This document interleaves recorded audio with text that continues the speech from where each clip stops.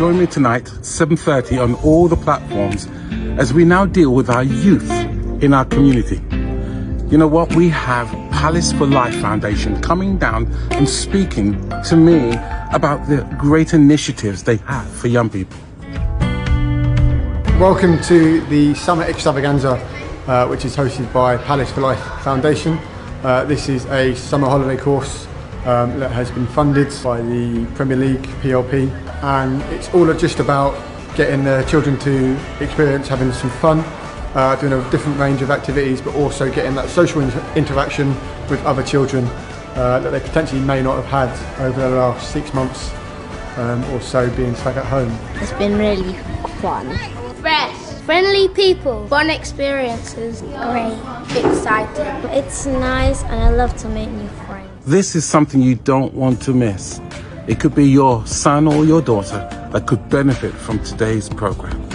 See you later.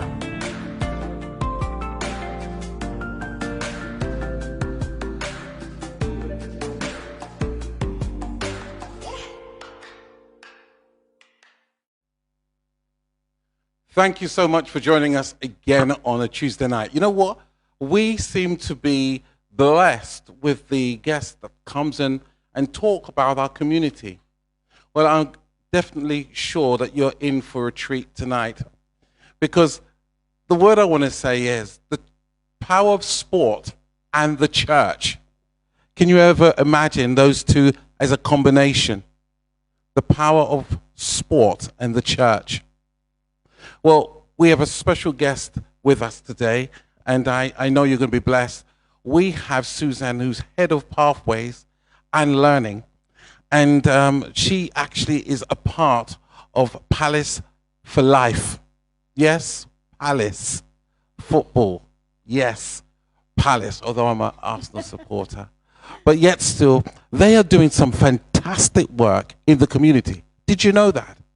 Now, born and bred in Croydon, we'll see every game.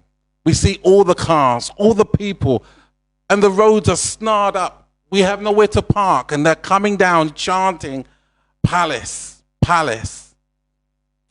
But behind the football, they do some great work in the community for our young people. Did you know that? And so we want to break that open to show you that I do believe the power of sport and the church is a winning combination. And so we're going to actually open it up for you to learn today what Palace for Life Foundation does in Croydon. And so it's my esteemed honor to welcome Susan in the studio today. Hi, student. Hi. Hi, Bishop. I'm so excited. How are you? I'm really well. Thank Susan, you so much for inviting me. Susan, you know one thing before you go any further. When we met a couple of weeks ago, it was the passion. You really enjoy what you do. I do, yeah. You really do. And it was great the way you spoke to me and shared of the engagement with many of the young people. And, you know, it was after church service that I left and came down, and the welcome was just great. But to see so much young people engaging in sport was amazing. And I'll be open and honest with you in my last statement. I didn't know Palace did so much for young people. Yeah. And I thought it would be only right to bring you on for you to share with us what Palace for Life Foundation does for Croydon. Thank you so much. And again, thanks for being here. It is a privilege for me as well. Lovely to have you. I mean, I've lived in Croydon, South Norwood for over 20 years. And before I worked at Palace, I actually live on the same road that Palace is on. Wow. And it, like yourself, all I saw was the football supporters walking past my house. I didn't have any problems with them, but, you know, I knew on a Saturday or a Sunday when there was a game, if I had to go shopping, I had to time it very well so I could get out and get back. And I didn't really know what the football club did. Right. I had no connection to it. I wasn't a really big football supporter, so I just didn't have any interest in going to the stadium. It was only when I started working there about 6 years ago 6 years. in the foundation. I actually started there as an education, training and employability manager. And I started to realize, actually, there's some great work going on in this foundation. Right. I didn't have a clue that most football clubs have some sort of community arm or some sort of charity attached. And I was now working in this charity. Brilliant. That was going out into schools, out into pupil referral units, out into prisons, out, onto community council estates, offering services and, promoting good work within the community. Wow. I had no clue.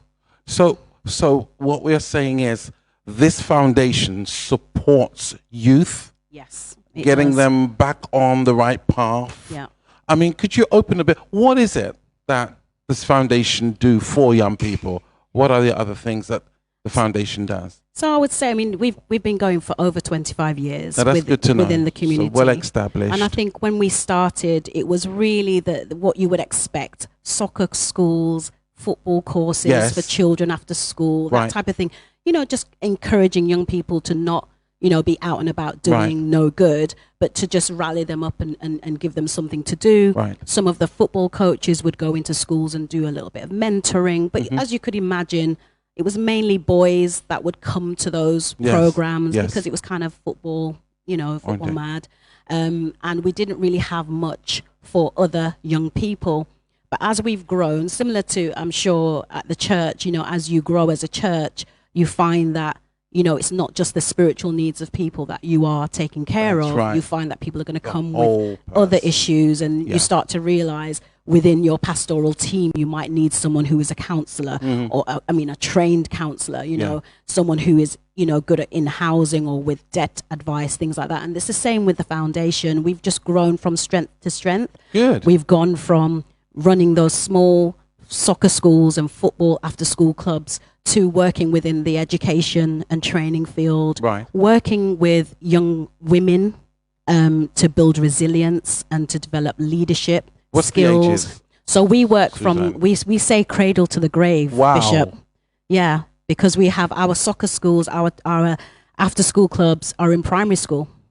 Come on. So we have young people, as young as 5, coming all the way through, right the way up to our extra time club, which is really based around older people who are fans of the football club, but they come and they have like a community day where they, they can play bowls and they can have tea and speak to each other and be less isolated in the community. So we are a cradle to grave organization. And this has been going for over This has been going for over 25 years in the community. Now, just go a bit further. Now, this is what I was saying.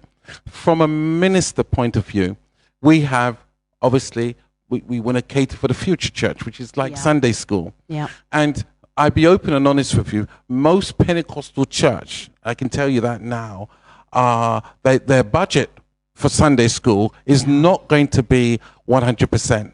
In fact, we have to really find it difficult to find money to take care of. It's the least, which it should be vitally important that Yeah. we put money into the future of the church. Yeah. But we know some church struggle when it comes to school holidays and they've got their children, they've got nursery, things like this. They think to themselves, how can the church support us? And maybe they don't have facilities that they could do nursery, after school clubs and so forth.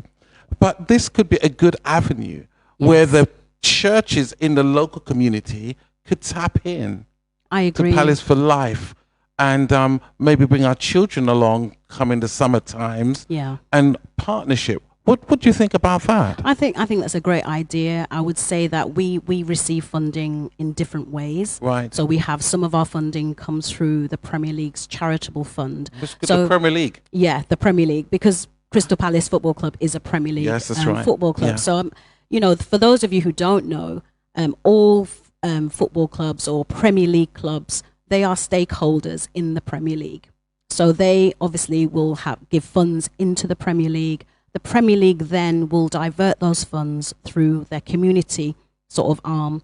And we as a foundation will bid in to that fund to receive funds to run programs. So where you've got your Sunday school children, or you have your young people who want to play football on a Tuesday night, for example, we might have a program that's already funded through the Premier League to deliver that within the local area. So you need to tap in to what's going on so that you can send your young people along. And also what we've been finding over the last sort of few weeks, as you know, we've been going to a Friday meeting at CBA with fantastic. All the partners, is that sometimes you have organizations who may be struggling to kind of get their feet. They want to do really good work. They have young people that they've got that they're working with, but they don't really have the funds to maybe pay for the facility, or they might not have the funds to actually get the resources together.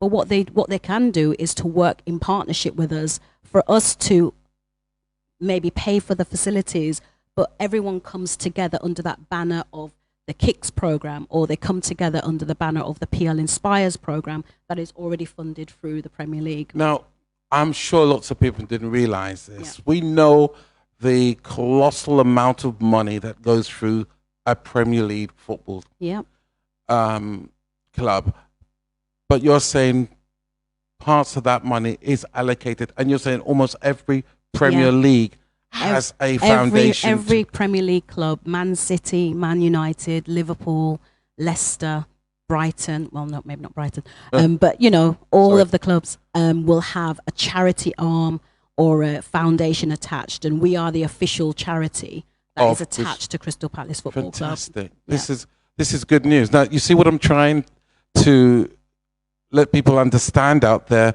Every time we see football, and we know there's huge amount of money in there, it's still the responsibility of that club to filter some of that money down to help the private areas. Yeah.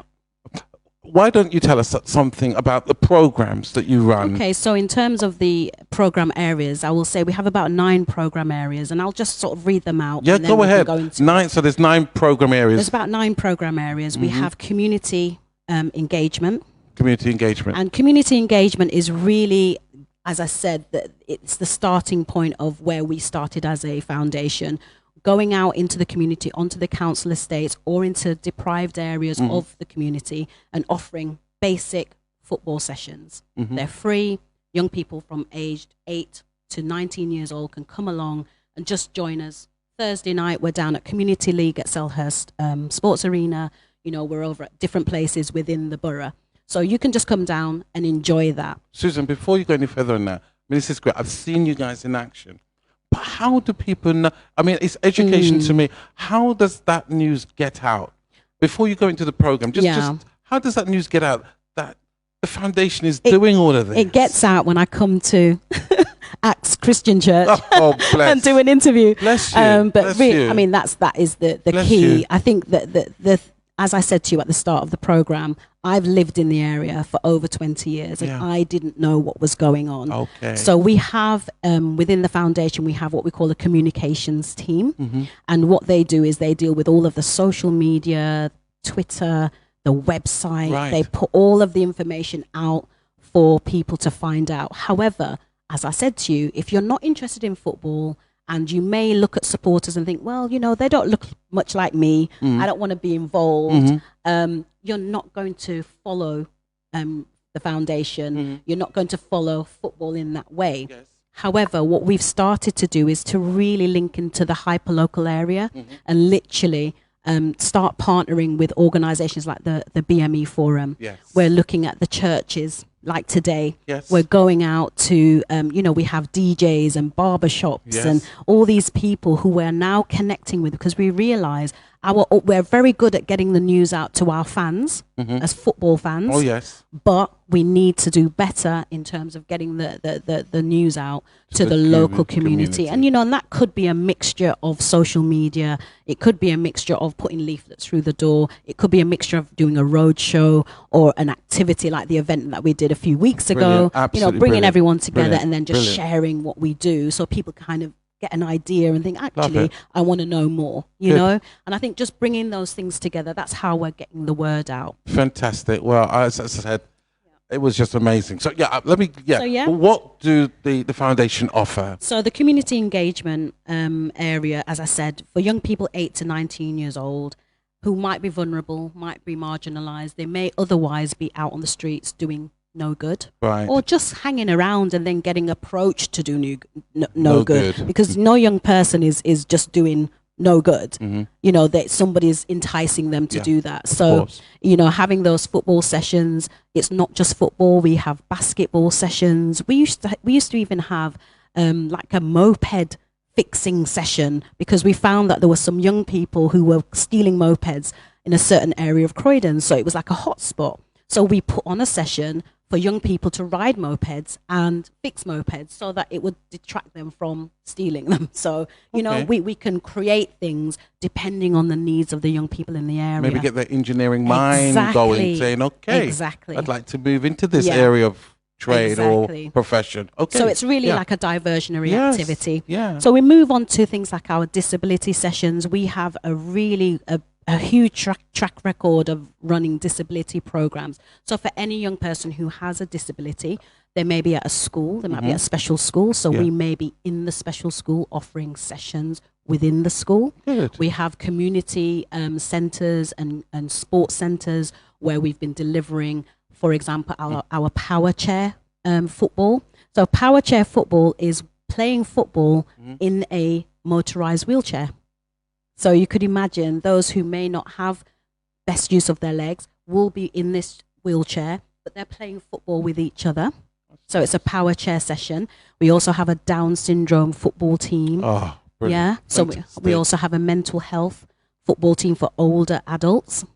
So we do lots and lots of work around disability. But as you could imagine as well, and some of the congregation, you will know this, that your children may be even in school and you don't know that they have a disability. They might have a special education need, but they're not sharing it. They're not saying that I'm having difficulty reading or I'm having difficulty with my maths, etc. And what we've found with some of our programs that are not disability programs is that we're picking up that some young people have got special education needs.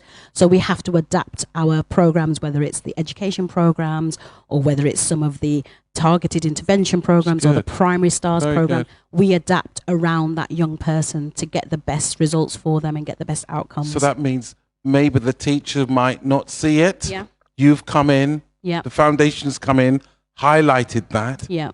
and supported it, or maybe bring it to the attention Yeah. of. That's great. To be fair, Bishop, I think it's a bit of both. I think sometimes the teachers do see it, but the teachers are so under pressure to teach a whole class. So moving on to what we'd call our primary stars program is based in primary schools. Yeah. What we'll do is we'll get the teachers to identify groups of children that they feel might be struggling. Yes. And then they will take them out as a little group to the side, and we'll have a football coach in there working with them on their reading and writing, their maths, their spelling, you know, even with regards to their feelings. So we have a program called the Teammates Program. Gee whiz. And where young people, they're struggling. You know, could you imagine if you have a young person, a young child in school whose father has died, for example, or a young person in school whose brother's been killed? Yes. We've heard a lot about that in Croydon, haven't we? Yes. So older siblings may Yeah. have been stabbed and Yeah. killed, but that child is still in school, still trying to get through school, but they might start exhibiting some poor behavior. But the teachers might not be aware of what's happening at home. But they might say, oh, this person needs help. So they might put them into the Teammates program. And then through that, the Teammates officer or the coach will pick up something's going on at home. And we can then feed that back This to that young is person amazing. to get help. All I'm seeing on a Saturday or midweek football, Yeah. but behind the scenes, the So incredible much. work that's going on. Now,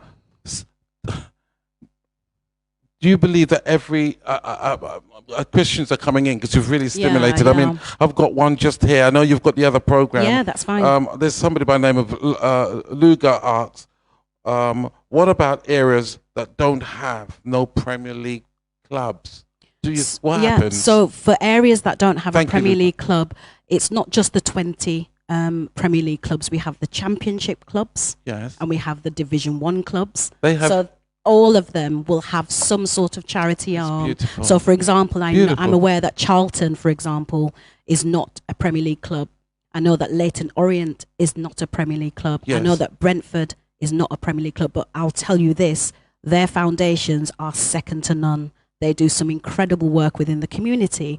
that they're situated in. So you just need to kind of tap into That's fantastic. what is in your area, and you'll probably find there is a club that's running something. I'm really grateful because I mean that's like a spur on the on the moment question, but it just broadens our idea, and there is a power of sport and the community. Yeah. Even if we knew it was there, you've really opened it up. Yeah, I mean, what other programs do you have? I mean, this is really good. So moving on from the primary Brilliant. schools, I mean, within the primary school setting, you could imagine we talked about the teammates program, and we've got things like maths of the day and reading stars and things like that. But they also have after school clubs. So you could imagine that standard, having a football coach at the after school club. It's just great to have like a Palace coach and a Palace kit. It's a great way to, get the young people engaged in health and fitness, and just again, helping the parents, they might be at work and they've got this opportunity at a range of schools within the borough. Do you get any of the players come down? Do you know what we do with the players? Before lockdown, of course, we had player visits. We would have to sort of, line them up each month, and we had Wolf come down to many of our programs over the years, and some of the other really established players come down to lots of different programs to visit the young people and to inspire them, to talk to them. Sometimes if we have a competition, they might be giving out an award, that type of thing. But the players do get involved, which is great. That's important. I know they play football, earn great money. Yeah. And that's just the way football is. But it's great to know that they also engage in. Do they know also about the foundation? Yes, they do. Yeah, we have briefings with them from time to time to let them know what we're doing, and every time there is a visit we brief them what the session is or what the program's about and what we hope they would bring to the table when they come to the visit. So they're really aware of what we do. The questions are coming in. Look, I'm calling him Pastor Hobbs. Do they visit facilities outside the borough? So we work in 3 main boroughs. We work within Bromley, we work within Merton, and we work within Croydon. We are doing some work in Lambeth as well, and a little bit of work in Merton, and sort of further out Tandridge and sort of Caterham sort of side. So with football clubs, we have what we would call territory. Territory. So, we would not go into an area if we know that Fulham is in that area. Oh. So if you, for example, if Pastor Hobbs was in Fulham, for example, and they wanted us as Palace to go into that area and deliver a program, we would contact Fulham and say, Fulham, do you know, do you know that, someone has approached us, we've got this program, do you have something similar that they can connect with? That's lovely. That type of thing. We always do the gentleman's agreement, we don't want to sort of step on anyone's toes. So we have our territory, and ours is, Croydon, very good, Bromley and Sutton. And for example, Chelsea will be more central, Kensington, that area. And then you'll have Fulham, and then you'll have Charlton, who would do more of Bromley, that type of way. So, yeah. Fantastic. I hope that answered your question, Pastor Hobbs. No, this is an opportunity to know. It's such a lot of work that you do. Yeah, there is. So just moving on into things like soccer schools. I mean, you could imagine we would run soccer schools during the holiday time. A parent will pay for a week's worth of soccer schools. Their child gets to go to the soccer school. They do little team games. They do football. They do sports. They do multi-sports as well. So it's not just only football. It's not just football. They do multi-sports. They have girls-only sessions as well. So if you got a girl and you want her to be with other girls, then that works really well. So we run those types of things as well. Those are paid courses, but most of everything else that we do is non-fee paying. It's free. Good.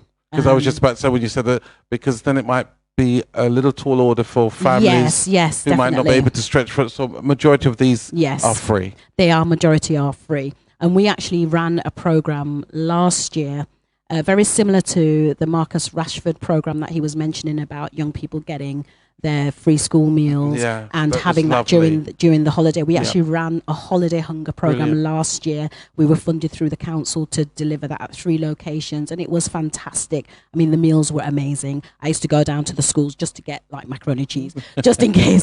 But it was wonderful, and just seeing all the kids' faces with a nice hot meal during the day, not having to worry.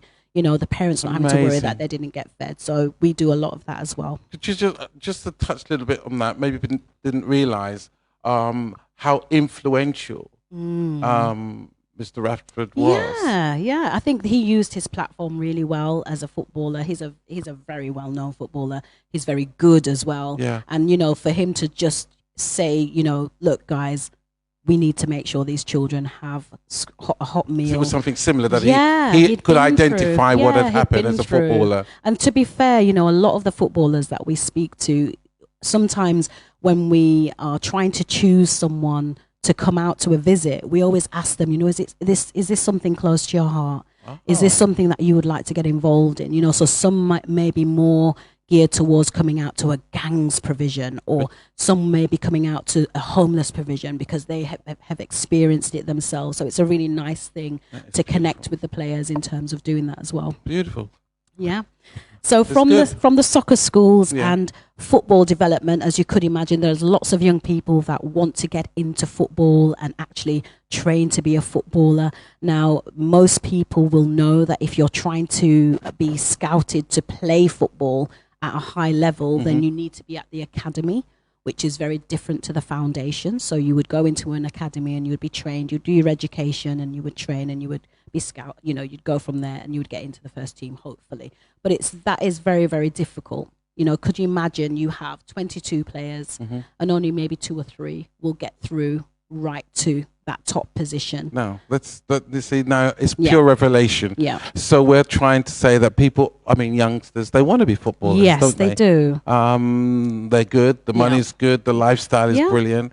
But you're saying going for an academy system, it's not easy, because you may get all the way to that point where you think, okay, I'm going to get into this first team, and you don't make it, or you get an injury and you get released, you know. So it's not that easy to do that. Only few people get through.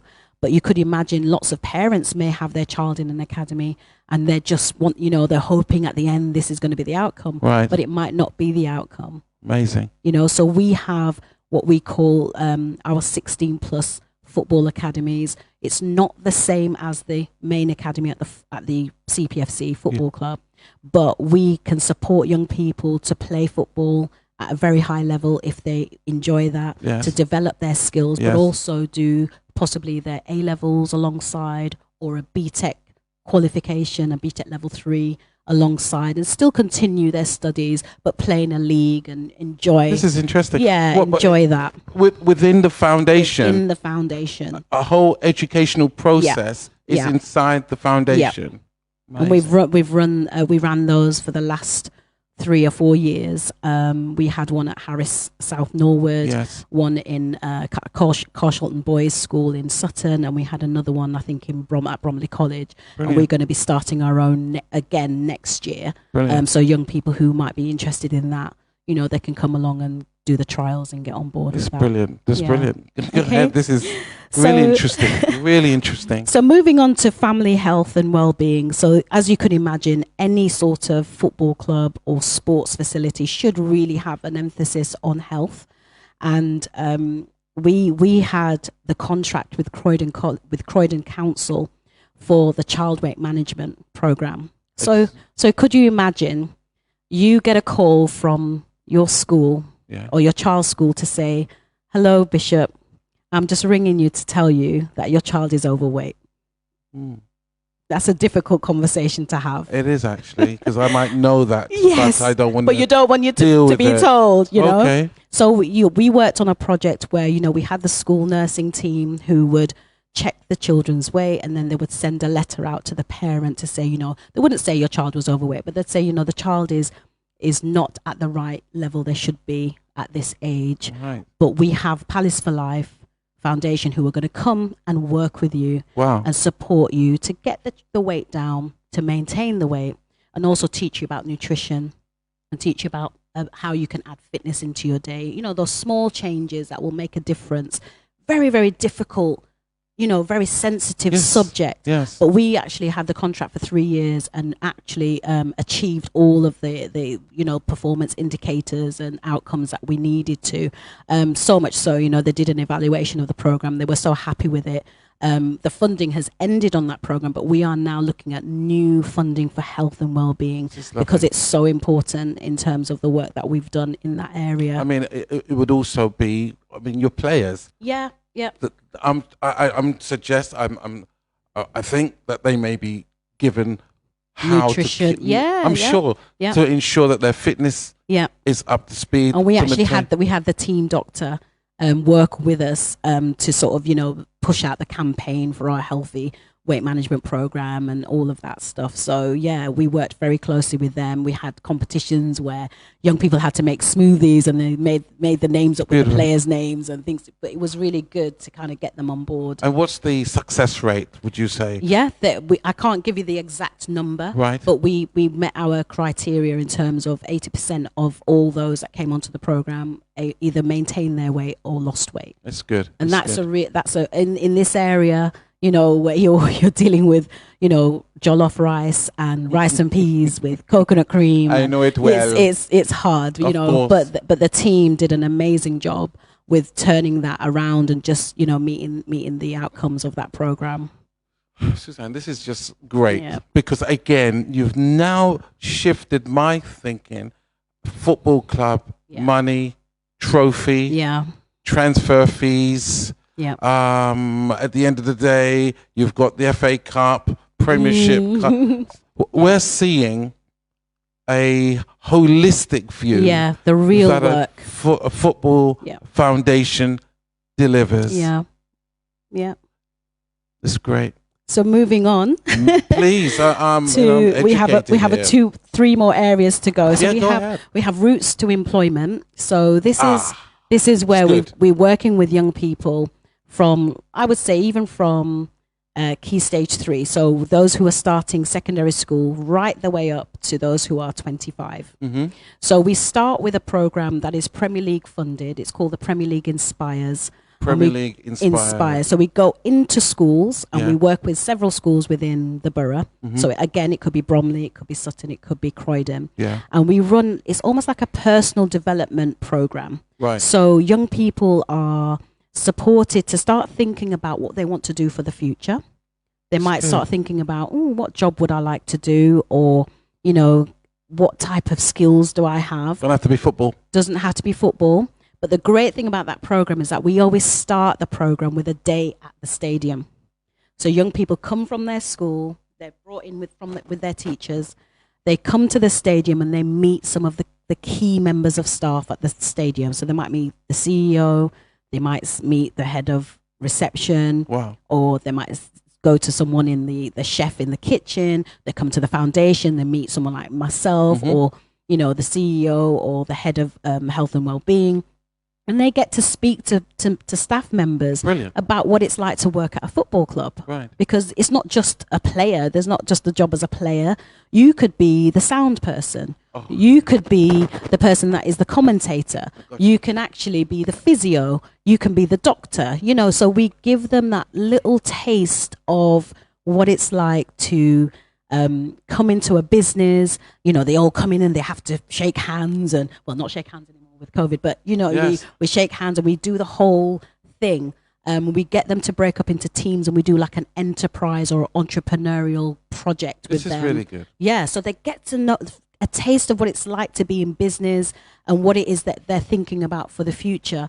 Because the statistic and the research shows that if you've had a child that has had an opportunity to have at least one visit within an employment arena, then they actually build the skills to actually go on to set the goals for the future. So Susan, so what we're saying is, although we see the 22 people running around on the pitch, behind all of that, there's administration, there's structure, accountants, there's a business element of it. Yeah. So if they didn't make it on the pitch or they didn't want to, but they wanted to be a part of a thriving business, they could be a part of that. Right. So you've exposed them to what's going on behind the scenes to make Man United, Crystal Palace, the team that they are. And I think it's beautiful. And I think I like the way you just rounded that up, because there was a young person that I remember working with. I used to deliver on that program when we first started. And I remember sitting down with a young person. He was a young boy and he was writing a SWOT analysis. Yes. So he's looking at his strengths, his weaknesses, his opportunities and his threats. And we were talking about, what are you good at, in terms of, what job would you like to do in the future? And he was like, I want to be a graphic designer. I'm going to be a graphic designer. All right. So we said, okay, let's get your SWOT analysis together. What are your strengths? And he was writing down his strengths, and then he wrote down his weaknesses. And one of his weaknesses was I can't draw. Oh, but the point was he just had an aha moment because he realized, actually, I'm not good at drawing. So maybe graphic design is not for me. Okay. Maybe I can choose something else. And it was that opportunity to explore and manage his expectations about what he really, really could go into. That's good. And, it was just a great start for him. Of course. And he could take that away with him, from year 7. He's going to think about that hopefully in year 10, 11, 12. I love that. And start processing. I love that. So that's the school program, PL Inspires. We also have an Opportunities for Success program, which is like a level 1 program, and it's mainly for young people 16 to 18 years old. Again, maybe a young person who's dropped out of college. Yeah. They may have really struggled to maintain their schooling, and they just need like a little qualification to just get them over that first hurdle. Wow. So we have lots of different themes. They could do an introduction to construction. They could do an introduction to sports coaching, that type of thing, hospitality, all of those things. We can do like a generic entrepreneurial business kind of focus to just get them really over that hurdle and almost have a quick achievement to say, actually, I can do this short course. Now I've got the foundation, I can go on to something else. This is amazing. Yeah. That. We just take each step as it comes. So we've got the school program, then we've got the level 1, and then we can progress them onto what we call a traineeship. So when young people really want to get the skills for work, they go into a work placement. So we can work with partners in the area that have placements. We've worked with the main club in the hospitality section. So on match days, young people can go and work. Actually gain experience. Yeah. And then from there, we hope to progress them onto an apprenticeship or into That's why we need to come on apprenticeship. Yeah. Before we get that, have you got any success stories of how the foundation has just turned somebody around? Is there? Yeah, I think we have loads of success stories. One of our, she's actually a member of staff now. She was a young person that came through our Premier League Inspires program. It was called something else at the time, but it's the version of Premier League Inspires that has changed. And she's now, I think she's about 21 now, but she was on our Premier League Works program, 16 years old, too cool for school, don't want to be here, I'm not coming to this session because it's rubbish.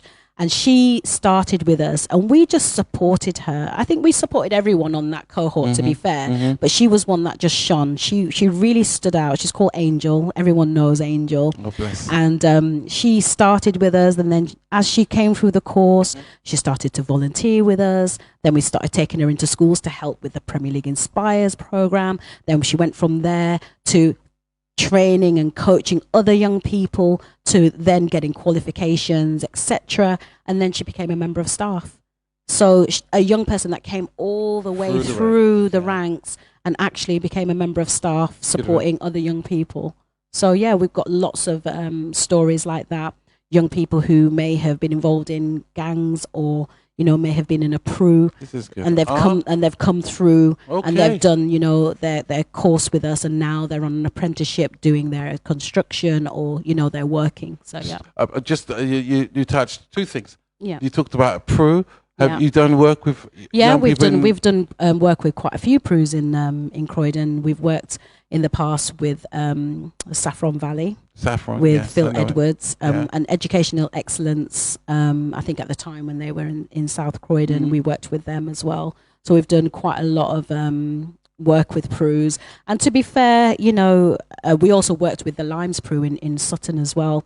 And what we found is it's just the nature of how we go in. It has to be bespoke and it has to be a holistic approach. Again, we go in with the power of sport, because you can ask that young person, they might look at you funny.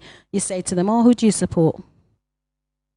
They'll tell you. It starts the conversation. It does. Yeah. Even if they don't know each other. It helps to break down the barriers. So we've got that edge, in terms of being able to go into those areas and work with those hard to reach young people. And I think the second thing I wanted to talk about, and I remember back in my days, when my teacher, and I remember him well, Whitehall School, Mr. Tullock, said to my mum, maybe Mark can do an apprenticeship. And my mum said, no, my son not doing an apprenticeship at all.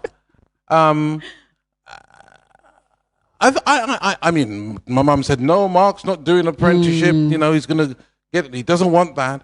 But we knew at those days they were kind of disappearing. Yes. Do you offer apprenticeships? So we do not offer apprenticeships ourselves, right, but we support young people to get into an apprenticeship. So what parents and families need to be aware of is that when you have an apprenticeship, you need to employ that young person for at least 30 hours a week.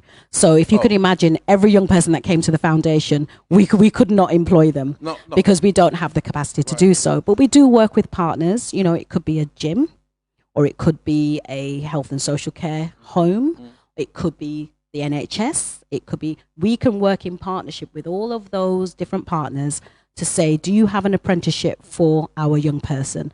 Let's get them ready. We'll work on them to get them ready. That's good. And then we will support them to transfer and progress onto an apprenticeship. Keep holding their hand whilst they're on the apprenticeship, and keep in sort of speaking with the employer to make sure we've got that three-way partnership to support that young person. Very good. But the other thing I want to tell some parents, because I know you might have parents in the congregation who are thinking the same thing as your mum. I don't want my son or daughter to go into an apprenticeship. What I will say is that at the moment, apprenticeships can go up to level 7.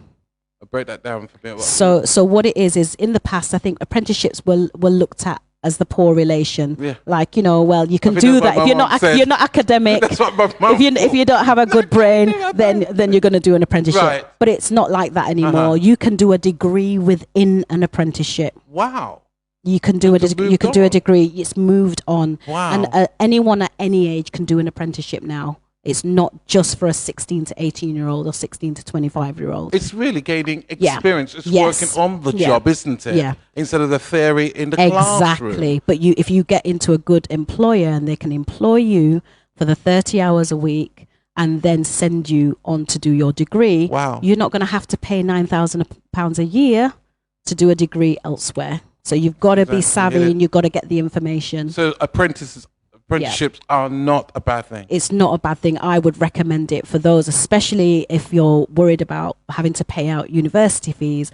I would say really get your young person into a really good job where they will then put your young person onto the training and they'll still get their outcome. Another question's come in, I think, in line. This is how it's flowing. Yeah. You're doing a good job, Susan. To pursue this, do people have to make direct contact with the football club? Where or who is the reference point? So you can come through to the foundation. So you can come through on the admin at Palace for Life Foundation. You got that? Just say it one more time. Let me just say this. Admin at palaceforlife.org. Yeah. You can come through to that email and just make your request known. Anything up there? Yeah. You've got the website, so you can go onto the website and there will be a chat function where you can go on and you can make a comment or contact someone through the website. Right. And also you can go to any of our social media to make contact. My name's Susan Patterson-Smith. So again, you can contact me, Susan Patterson-Smith at palaceforlife.org, and I can, send it on to someone else if I need to. So that's perfectly fine. Yeah. And it's 2 T's in the Patterson. Okay. 2 T's. Yeah. Excellent. Okay. Yeah. This is good. But, sorry to keep jumping in. No, that's fine. You're really kind of, that's inspiring fine. them. So just moving on from the route to employment, so obviously that's geared towards young people thinking about their future, thinking about training, thinking about work, that type of thing. But we also have what we call targeted intervention. So this is really the real hard-hitting work where we have officers and mentors who work with the hardest to reach young people. So these are young people who may have been involved in crime. Right. This is they may have been arrested. Hard to reach young people. They may have been in the PRU and they're just not getting any schooling or anything. And so from the age of 8 to the age of 19, they can access what we call our Breaking the Cycle program, where they will be assigned a mentor who will work with them, on a bespoke basis, work with the parent as well, make sure that the parent is involved to actually pinpoint what is going on with their young person and try to divert them from the path that they're on. Susan, could you just say that one more time? I like that. I don't know if I could even use that in a sermon. Breaking the cycle program. Breaking the cycle program. Yeah, and it's really around, young people who may have been involved in youth violence as well. So they may have seen a stabbing or involved in a stabbing, or just, as I said, been excluded from school for really poor behavior. But as you know, poor behavior is just the icing on the top of what's going on underneath with that young person. So we don't go in thinking, oh, we're just going to work with a difficult young person. We know that there's something underneath going on with that young person. We try to get to the bottom of it and try and figure out how we're going to support them as well. So we've got the Breaking the Cycle program. We also have the Divert program. So this is an award-winning program. We've won an award from the football awards. We got that last year, and it's where we have a football coach, sort of officer in the police custody suite here at Windmill Road. So when young people are arrested, instead of they're getting the big police officer on the door, they've got a football coach knocking on the door and just ask them, "Do you want to have a chat? How are you getting on? How did you get to this point? Do you want to talk to me? Let's see if we can help you." What's it called? It's called Divert. Wow. Yeah, it's an amazing program because it's very simple concept. Because you could imagine that young person is maybe being arrested for the first time, and they're in the cell, and they've got all that time to think about what have they done, what's happening with their life, what they're going to do now, who's going to be upset with them now.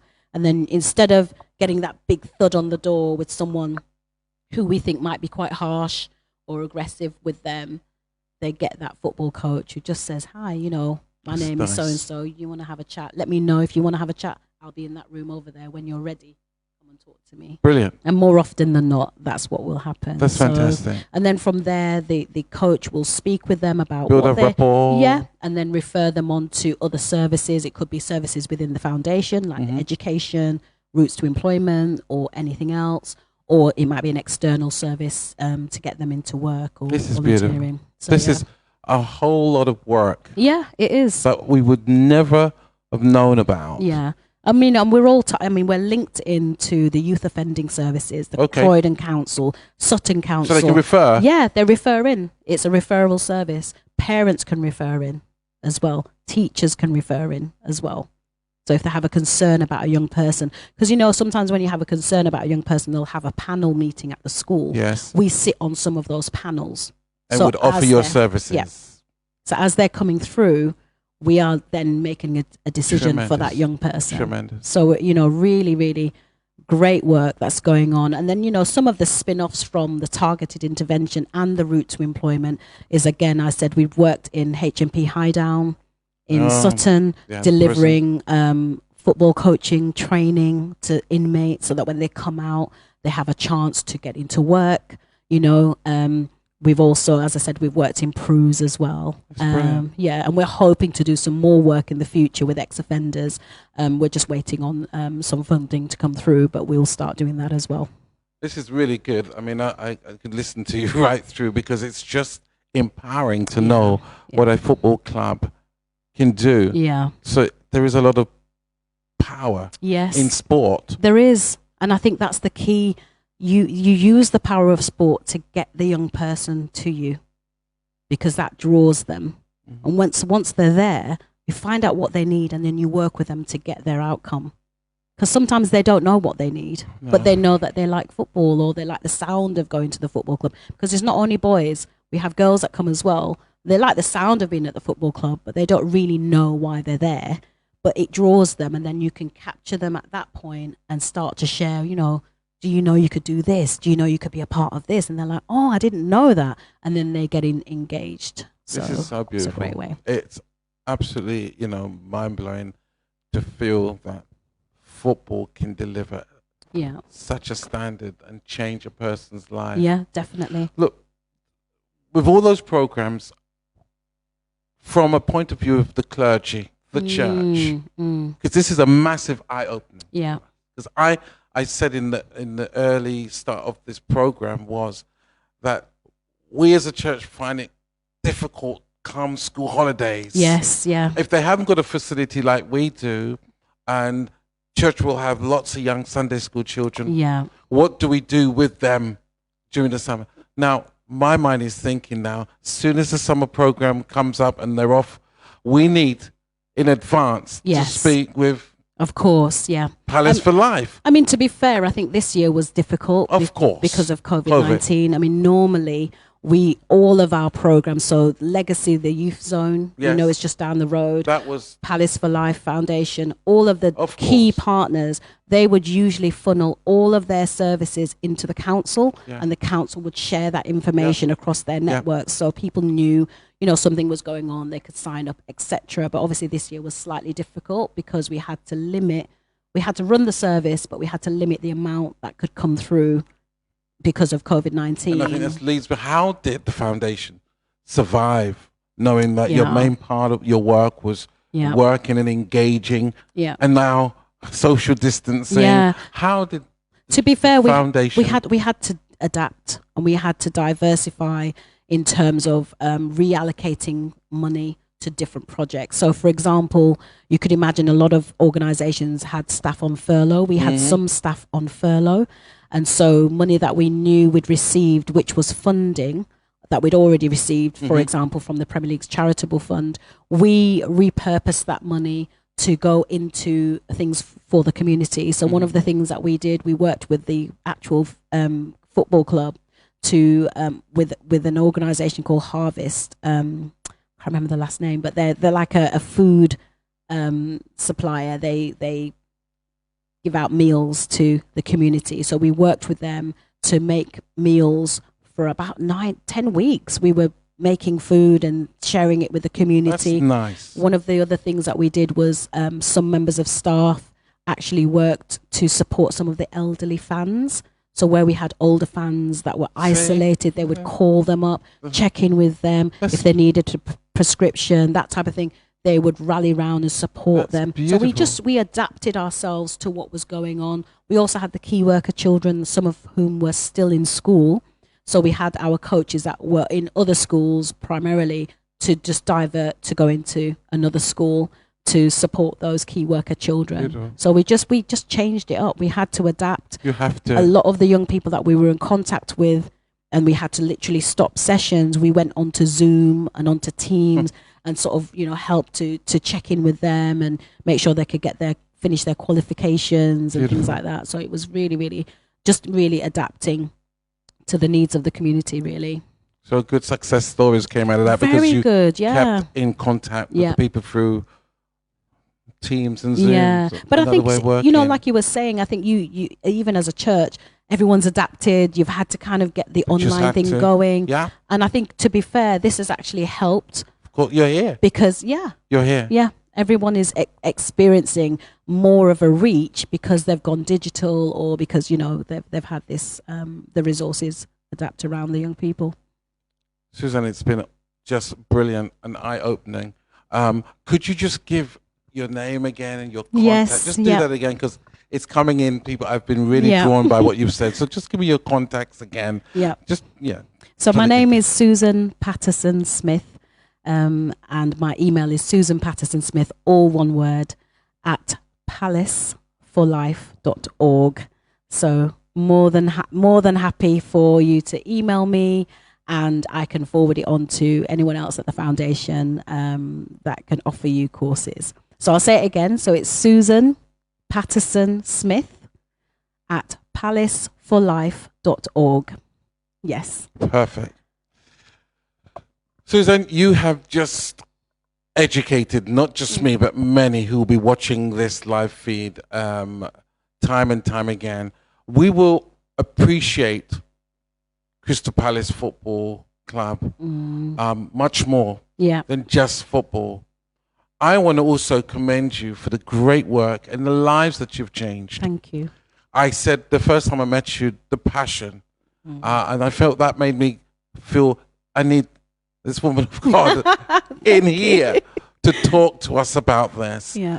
And we may be on the pulpit preaching, but you're doing the work behind the scenes with our young people.